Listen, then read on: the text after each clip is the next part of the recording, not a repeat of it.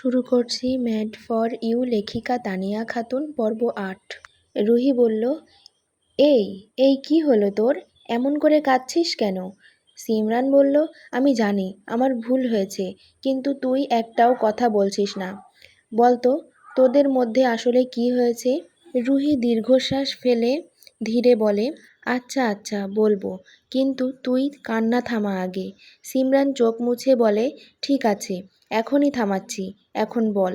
রুহি একটু থেমে হাসে, এরপর বলল, বলবো ঠিকই, কিন্তু যেভাবে তুই আমাকে এই বিপদে ফেলেছিস তেমনি তুই এখন এর সলিউশন বের করবি। সিমরান হেসে ফেলে চোখ মুছে বলল, ওকে ডান। দুজনেই একে অপরের মুখের দিকে তাকিয়ে হালকা হেসে ওঠে। দীর্ঘ নীরবতার পর আবার যেন তাদের বন্ধুত্বের আলো ফিরে আসে। রুহি অনেকক্ষণ চুপ করে বসে থাকে। ঘরে হালকা বাতাস ঢুকছে জানালা দিয়ে, কিন্তু তাদের মাঝের নীরবতা যেন আরও ভারী। সিমরান বলল, এই রুহি, বল না ক্রিস আসলে কি করেছিল? রুহি একটু দ্বিধায় পড়ে যায়, চোখ নামিয়ে বলে, ও ওই চিঠিটা পড়ার পর উনি বলল, লাভ ইউ টু বাটারফ্লাই। সিমরানের মুখে একদম অবিশ্বাসের ছাপ। সিমরান বলল, কি? ক্রিস তোকে এটা বলেছে? ও মজা করেছিল নাকি? রুহি ধীরে মাথা নাড়ে, মুখে কোনো হাসি নেই। রুহি বলল, না, উনি একদম সিরিয়াস ছিল। একটু থেমে গলা ভারী হয়ে যায় তার। এরপর বলল, কিন্তু আমি ওনাকে ভালোবাসি না সিমরান, একটুও না। সিমরান অবাক হয়ে তাকিয়ে থাকে। তাহলে তুই ওকে সেটা বলিসনি কেন?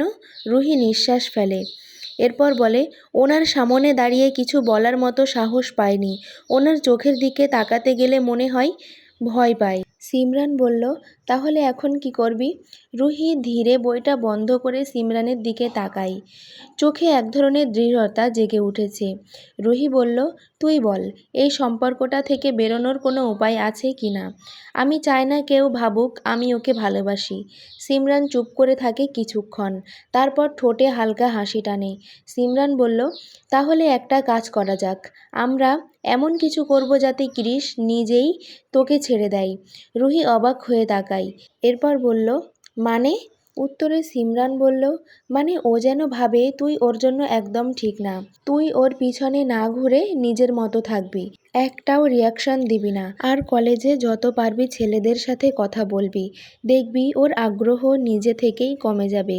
রুহি দীর্ঘশ্বাস ফেলে বলে, তুই নিশ্চিত এটা কাজ করবে? সিমরান আত্মবিশ্বাসের সঙ্গে বলে, একদম। ছেলেরা যখন পাত্তা পায় না তখনই তো বিরক্ত হয়ে দূরে সরে যায়। রুহি হালকা হাসে, এরপর বলল, ঠিক আছে, দেখা যাক, কিন্তু তুই থাকবি পাশে। সিমরান বলল, অবশ্যই থাকবো বাটারফ্লাই। Sorry sorry. রুহি চোখ বড় করে বলে, এই নামটা আর মুখে আনবি না। দুইজনেই হেসে ফেলে, কিন্তু রুহির মনে তবুও একটা অজানা দুশ্চিন্তা রয়ে যায়, যদি সহজেই না ছাড়ে। আচ্ছা, এখন দৃশ্যপট আবার অন্যদিকে আসলো। রাত 12:30। পুরো শহর তখন নিদ্রায় ডুবে।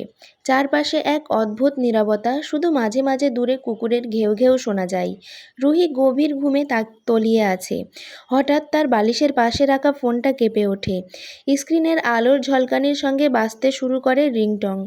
অর্ধনিদ্রায় চোখ খুলে রুহি ফোনটা কানে তোলে, এরপর বলে, হ্যালো, কে? ওপাশ থেকে ঠান্ডা গলা ভেসে আসে এক পরিচিত কণ্ঠ। ক্রিস বলল, তাড়াতাড়ি নিচে আসো বাটারফ্লাই। রুহি বলল, কে রে তুই? আমি কেন নামবো নিচে? এটা রাত 12টা পেরিয়েছে। ক্রিস রাগে বলল, তোর ভাতার বলছি, মধু খেতে এসেছি, তাড়াতাড়ি আয়। বলে ফোন কেটে দেয় ক্রিস।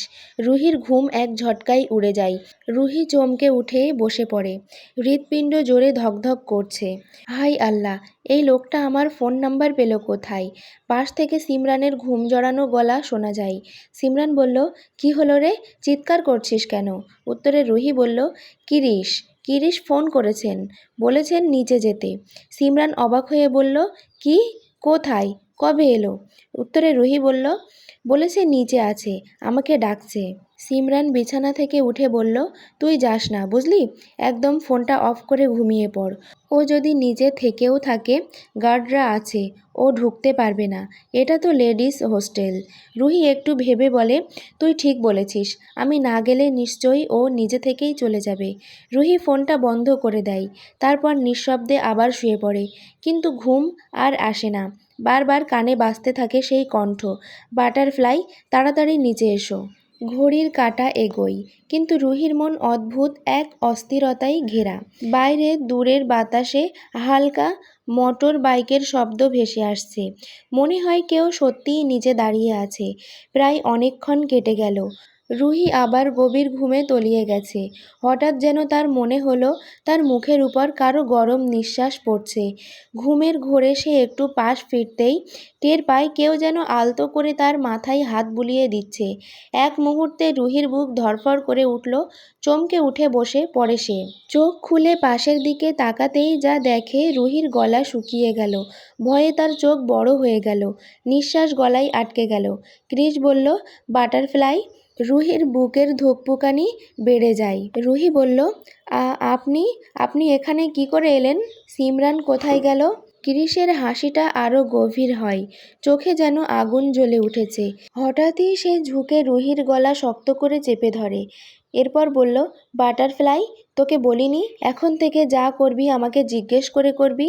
তুই আমাকে না জিজ্ঞেস করে ঘুমিয়ে পড়লি, একবারও ভাবলি না আমি নিজে তোর জন্য অপেক্ষা করছি?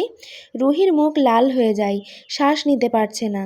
হাত দিয়ে ক্রিসের বুকে ঠেলতে থাকে, চোখ আধ খোলা হয়ে যায়। ঠিক তখনই ক্রিস হাত ছেড়ে দেয়।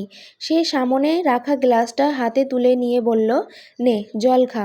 রুহি থরথর কাঁপা হাতে গ্লাস নিয়ে এক নিঃশ্বাসে জলটা শেষ করে ফেলে। বুক দমে আসে, চোখে জল চিকচিক করে। ক্রিস ঠান্ডা গলায় বলল, বাটারফ্লাই, কোনোদিন আমার কথার অবাধ্য হবি? রুহি ভয়ে মাথা নিচু করে আস্তে আস্তে না বোঝায়। ক্রিস বলল, that's like a good girl, চলো। রুহি কাঁপা গলায় বলে, কোথায় যাব? ক্রিস ধীরে ধীরে ঝুঁকে আসে, তার চোখ রুহির চোখের ঠিক মধ্যে গিয়ে থামে, যেন প্রতিটা শ্বাসে আগুন আছে। ক্রিস ধীরে হুমকি সুরে বলে, প্রশ্ন করা আমার একদম পছন্দ নয়, মাথায় রাখবি। রুহি, হ্যাঁ থাকবে। ক্রিস হাসতে হাসতে, গুড, আমি বাইরে আছি, তোমার ফ্রেন্ডকে ভিতরে পাঠাচ্ছি, তাড়াতাড়ি রেডি হয়ে নিচে আসবে। আর যদি আমাকে আবার উপরে আসতে হয়, চোখে ভয়ানক ঝলকানি, তাহলে এই বারান্দা দিয়ে টুকুস করে নিচে ফেলে দেব, কেমন? রুহির চোখে আতঙ্ক জমে যায়, হাতের গ্লাসটা কাঁপতে কাঁপতে টেবিলে রাখে। রুহি উঠে দাঁড়ায়, ওয়াশরুমের দিকে যেতে যায়। ক্রিস বলল, সরি বাটারফ্লাই, বাট তুমি এত টাইট কেন পরেছ? এমনিতেই ছোট ছোট, ফিউচারে আমি কি খেয়ে বড় হব? এমন লাগামহীন কথা শুনে রুহির কান গরম হয়ে যায়। লজ্জায় সে দৌড়ে ওয়াশরুমে ঢুকে যায়। ক্রিসের পায়ের শব্দ দূরে মিলিয়ে যায়, কিন্তু তার গলায় সেই হুমকি যেন ঘরটা গেঁথে থাকে। বাটারফ্লাই, আমার অনুমতি ছাড়া কিছুই না, কিছুই না। রুহি ওয়াশরুমে ঢুকে নিঃশব্দে চুপ করে বসে থাকে। বাইরে বাতাসে পর্দা উঠছে, অথচ ঘরের ভিতরটা ঠান্ডা নয়, ভয় আর পাগলামির এক অদ্ভুত আগুনে জ্বলছে।